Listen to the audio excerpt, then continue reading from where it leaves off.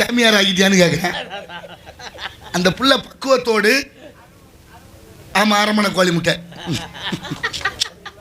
ஆரம்பித்தேன் அப்படின்னா ஒரு பக்குவத்தோடு ஒரு குழந்தை வளர்வதற்கு ஆன்மீகம் நமக்கு முக்கியம்.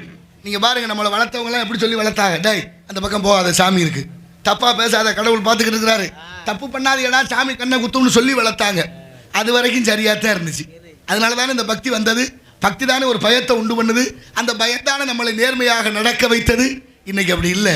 எல்லா இடங்களும் இங்கே வந்திருக்க அத்தனை உறவுகளும் இந்த பக்கத்தில் இருக்கிறவங்களா இந்த கோவிலுக்கு குலசாமியை கும்பிட எங்கெங்கேயோ இருந்து வந்திருக்கிறாங்க. கொஞ்சம் தூரம் நெஞ்ச தூரம் இல்லை, சென்னையில இருந்தெல்லாம் இங்கே வந்திருக்கிறாங்க. அப்படின்னா இறை நம்பிக்கை நமக்கு எவ்வளவு கொடுக்குது, அதை நினைச்சு நம்ம எப்படி இருக்கணும், நாளைய தலைமுறைகளுக்கு என்ன சொல்லி கொடுக்கணும் என்ற பண்பாடை நம்ம தமிழர்கள் வளர்த்து கொண்டிருக்க வேண்டும். ஆக அதிலிருந்து விலகிட்ட ஒரு படி. காரணம் பாருங்க, உள்ளங்கோயிலும் உடம்பு ஆலயம் மூச்சு காத்தேச்சு வலிங்கம் அப்படின்னா என்ன அர்த்தம்? கோயிலும் மனித உடம்பு ஒன்றுன்னு சொல்றார்.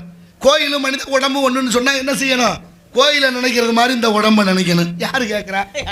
ஒரு பிள்ளையும் கேட்கல, கேட்கறதுக்கு ஆள் இல்லை, சொல்றதுக்கு ஆள் இல்லை. ஒருவேளை சொன்னோம்னு வச்சுக்கோங்க, ஏற்க மனம் இல்லை.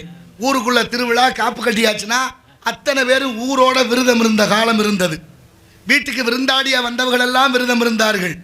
பக்தி அப்படி இருந்தது.